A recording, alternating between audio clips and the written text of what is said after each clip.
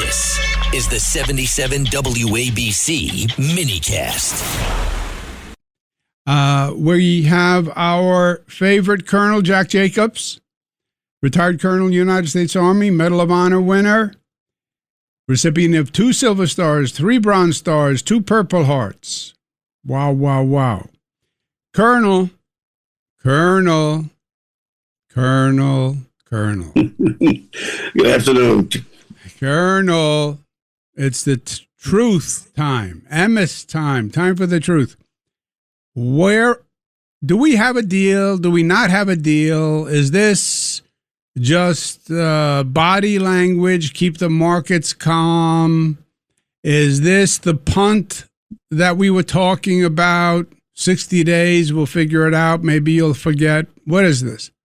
Well, you remember we did talk about that. We said, how long is this going to go on? We said maybe 2-4 weeks. It's gone on since we talked, probably 8 to 10 weeks or so. But the arc of the exercise is still pretty much the same. I think we talked at the time about eventually Donald Trump saying we won and go home.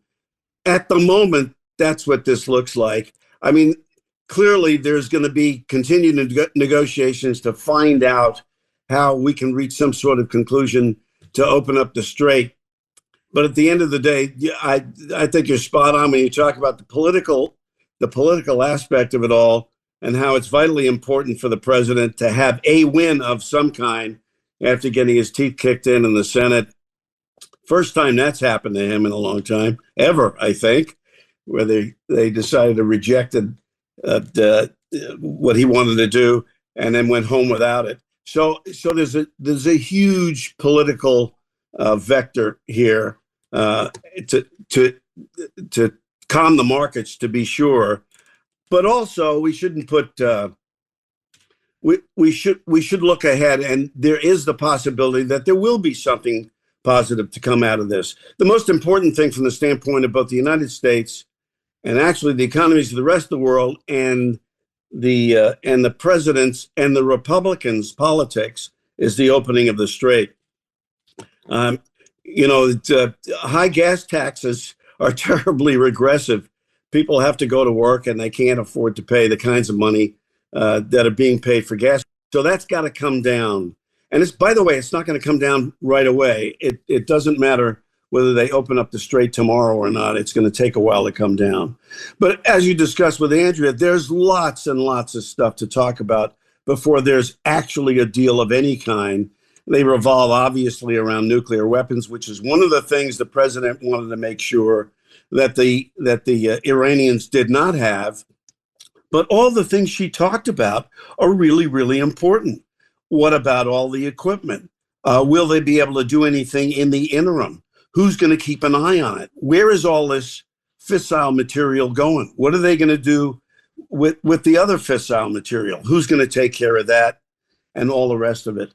And there's something else, again, to keep in mind, too. And that is that we have tens of thousands of troops in the region, and they're constantly at risk.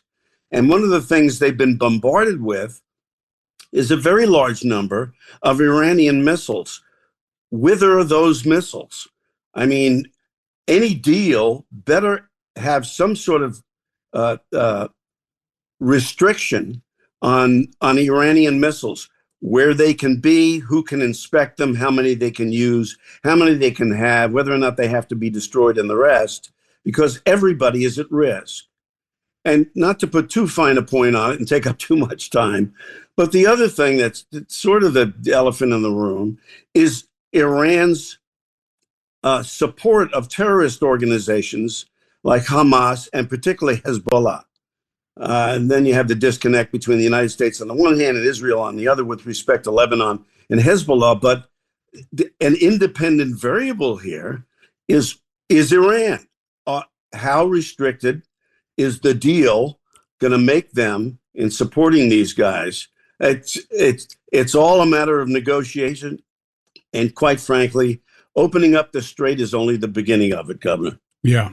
What scares me, Colonel, I agree 100%. What makes me worried is the rhetoric is a little bit too much. Oh, we're going to get the strait reopened. success for us. We're going to get this strait reopened.